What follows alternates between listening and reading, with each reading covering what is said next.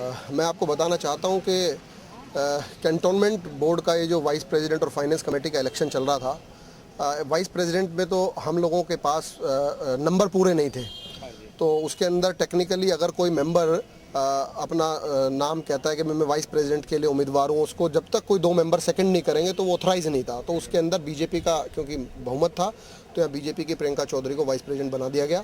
और जहाँ तक फाइनेंस कमेटी का इलेक्शन है, जिसके अंदर 8 इलेक्टेड मेंबर और 8 नॉमिनेटेड मेंबर वोट डालते हैं, इसके लिए कांग्रेस के दोनों मेंबरों ने उसका बहिष्कार किया है कि दिल्ली छावनी के अंदर जो लीज मोटेशंस की पॉलिसीज आई हैं भाजपा सरकार के द्वारा, जो यहाँ पर लोगों को परेशानी भुगतनी पड़ रही है, उसके विरोध में हम दोनों कांग्रेस के मेंबर उठकर बाहर आ गए। हमने मीटिंग अटेंड करने से मना कर दिया। तो लिहाजा अब जो भी फाइनेंस कमेटी का चुनाव होगा उसमें 8 लोग नॉमिनेटेड में से 6 लोग नॉमिनेटेड वोट करेंगे और 6 लोग इलेक्टेड और 8 लोग नॉमिनेटेड वोट करेंगे।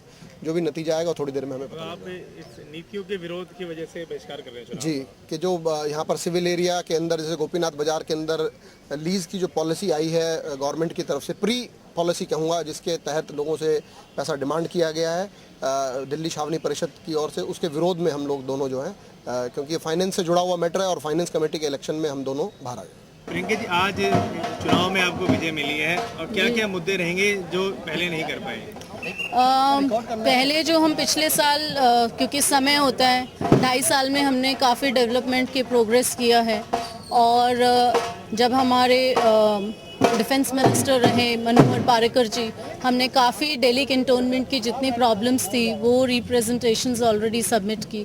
उसके बिहाफ पे ऑलरेडी डिफेंस मिनिस्ट्री से काफ़ी काम चल रहे हैं। अब वो जो लीज मोटेशन का फ्री होल्ड का जो हम लोग ड्राइव चला रहे हैं कि हमारी पार्टी इस वक्त सत्ता में भी है, तो अब यही रहेगा कि जितने भी हम बीजेपी के 5 लोग हैं, जगत सिंह लोहिया जो वाइस प्रेसिडेंट रहे हैं, रचना कादियान जो अभी फाइनेंस की चेयरपर्सन बनी है, कविता जैन और नरेंद्र जी जो फाइनेंस के मेंबर हैं, और सबसे बड़ी बात हमारी जुझारू नेता मीनाक्षी लेखी जी जो हमारी एमपी हैं और यहाँ की ब्रांड एम्बेसडर भी हैं, उनके अब वो आगे उस मुद्दे को लेकर जाएंगी डिफेंस मिनिस्टर के पास। और ये हमने प्रॉमिस किया था लोगों से अपने चुनाव के समय में कि इस बार जो लीज मोटेशन की जो दिक्कत है यहाँ की जनता को जो जूझना पड़ रहा है उससे हम ज़रूर निजात दिलाएंगे।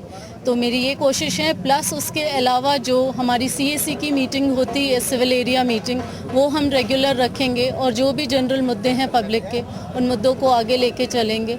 हाइजीन, क्योंकि दिल्ली कैंटोनमेंट एरिया है, छावनी एरिया है, तो हाइजीन और सैनिटेशन हमारा बहुत बड़ा मुद्दा रहता है। मेरे ही वार्ड में बहुत जल्द इंडिया का सबसे पहला वेस्ट मैनेजमेंट का जो प्लान है वो यहाँ पर आ रहा है किरवी प्लेस में। तो मेरे ख्याल से ये काफ़ी बड़ी हमारी अचीवमेंट रहेगी।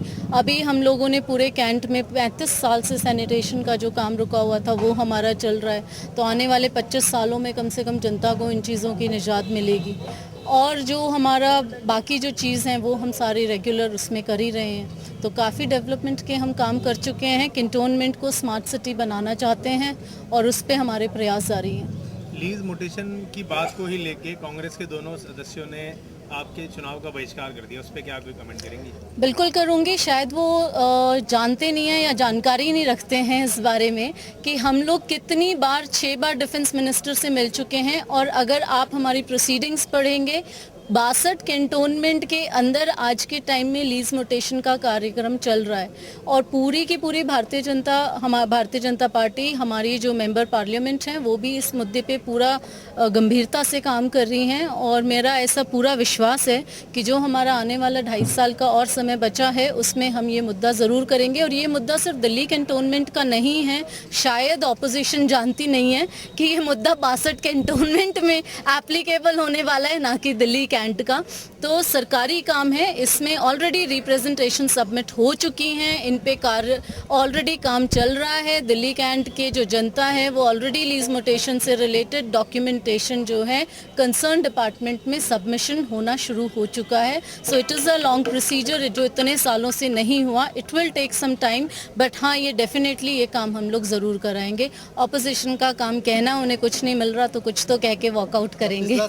पिछला 1 साल बड़ा उथल पुथल रहा, आरोप प्रत्यारोप के बहुत बढ़िया रहा। लिखा भी था आप लोगों को। ये आपका जो ये टेन्योर रहेगा, इसमें कैसे सामंजस्य बैठाएंगे कि इस तरह की मतलब ये जो CEO या फिर इस तरह की घटनाएं ना हो, या फिर ये बहुत बड़ा मुद्दा ना बने। ये सोचना तो दूसरों का है कि हमारा मुझे ऐसा लगता है जो पिछले साल रहा वो एक चैलेंज हमारे सामने आया था, बट मुझे ऐसा लगता है उस चैलेंज को जो हमारे वाइस प्रेसिडेंट रहे जगत सिंह लोहिया, उन्होंने और हमने उनका एज अ टीम जो सपोर्ट किया, हमने बहुत अच्छे से उस चीज़ को, हर मैटर को, झूठे एलिगेशंस लग रहे थे कैंटोनमेंट के सामने और दूध का दूध और पानी का पानी हुआ है, पूरी तरह से साफ साफ दिखाई दिया कि कौन सही था और कौन गलत था। और हमने जो मुहिम जो भी छिड़ी गलत के लिए, हमारी लड़ाई सही और गलत की थी और आखिर में जीत सत्य की होती है, सच की होती है। और हम लोगों ने एक साल में बहुत अच्छे से काम किया।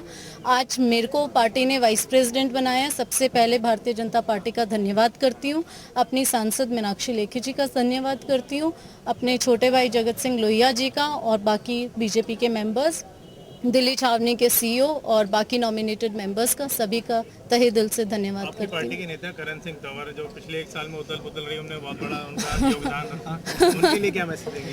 करण सिंह तंवर जी हमारे बहुत वरिष्ठ नेता हैं और रिस्पेक्टेड हैं।